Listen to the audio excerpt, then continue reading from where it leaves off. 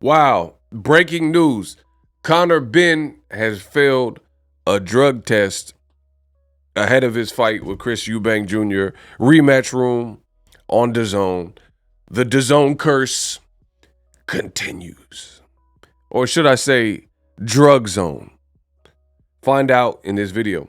What up, Fight World? It's your boy Ego, and I am back with some more boxing. Now, this time I deliver you the news. I deliver you the truth. Make sure you subscribe. SLC, subscribe, like, and comment. It goes a long way. Now, you guys see this article. Link will be in the description. Conor Benn tests positive for clomiphene ahead of his Chris Eubank Jr. fight. Wow. Clomiphene, huh? So, to make things even more bizarre, Eddie Hearn is still trying to push the fight through, and the fight may actually happen, which for rematch room in DAZN, this is not the first time. Shocking. Shocking. If a person fails a drug test, why would the fight, here, my question is this.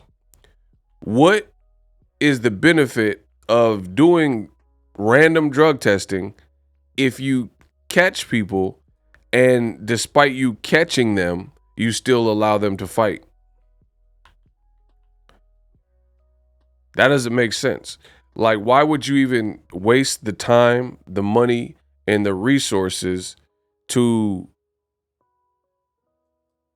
try to capture people and catch them, but then you don't do anything with it when you get that information? So for DAZN, Drug Zone, and Eddie Hearn rematch room, I think this is a bad look. You know, a week before your fight, you've been billing this, and then for Ben's legacy, it doesn't look good because now win, lose, or draw is always going to be an asterisk. So let's say he knocks out Chris Eubank Jr. So he just moved up 2 weight classes and then knocked out a bigger person. Then people are going to raise their eyebrow like, did he do that on the up and up? Or was this, the effects of a performance-enhancing drug, PED? So right then and there, your reputation is tainted. Now, speaking of tainted, Eddie Hearn literally said that.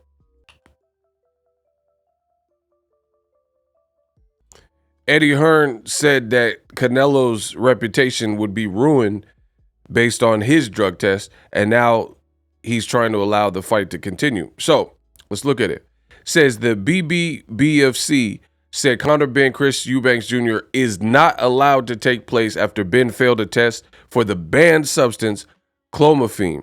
Eddie Hearn is attempting to obtain a court injunction that allows the fight to proceed as planned, a source told ESPN. Wow. So why would Eddie Hearn be desperately trying to make a fight after admonishing a guy like Canelo Alvarez when he failed a drug test and Gerald Big Baby Miller? This is a terrible look for the UK boxing scene, right? So you see this right here. Let me see if I can make it a little bit bigger. It says on the evening of October 4th, the BBBFC Limited resolved that the contest between Chris Eubank Jr. and Conor Benn, scheduled to take place this week, is prohibited as it is not in the interest of boxing. That was communicated to the boxers and the promoter involved in the morning of October 5th. So essentially, they're saying, the commission is saying, we communicated to all the promoters and everybody involved, all parties involved, this fight can't happen, it's prohibited. But guess what? Eddie Hearn's trying to pull strings to get the fight to happen, despite knowing that a guy failed a drug test. His guy, failed a drug test. The fight is already ruined because, again, as I said, now there's a huge asterisk by it. Would you truly respect the victory if Conor Benn moves up 2.5 classes and then beats Chris Eubank Jr.? No, of course not, because now it looks suspicious. Now it'll look like, okay, you beat him, you knocked him out, or you beat him decisively or whatnot, but you also failed a drug test. So, you know, that washes the other one out. I mean, this is just a terrible look. It's reprehensible, and it's astonishing, really, that this seems to keep happening with Eddie Hearn fighters, particularly in the UK, right? Dillian White scheduled to fight Oscar Rivas. More shady business. His B sample, they must have threw it in the, flew to the Pacific Ocean and threw the B sample away because no one has ever been able to find it. So Dillian White, ahead of his fight with Oscar Rivas, he submitted and returned an adverse finding. So basically, he pissed hot, and Oscar Rivas didn't even know. This stuff came out after the fact. They had secret meetings, and Dillian White knew, but Eddie Hearn again pulled strings to allow the fight to continue, and then the fight continued, and then Rivas loses. So it's like that. I mean, on top of endangering fighters' lives, what I'll get to in a second, that's just in poor form because, I mean, how are you going to allow somebody who's clearly on something that's banned and you know about it, and you're literally trying to push the fight through, like you don't care. So it's hard. This is a major L. I mean, Canelo failed a drug test, and he was with Golden Boy at the time. Eddie Hearn had all these things to say about Canelo, saying his reputation is tarnished. Now Eddie Hearn has completely forgot about that and seems to have a bromance with Canelo Alvarez, and he's not tripping. Then I mentioned the Dillian White situation. You continue to promote Dillian White, you push the fight through, and when a Black American fighter, Gerald Miller, ruined your event in New York and failed a drug test ahead of the Anthony Joshua fight, then Eddie Hearn also had a lot of spiteful things to say about Big Baby Miller. But now when it's UK guys, with his Black UK guys, I guess, Conor Benn and Dillian White, he doesn't care.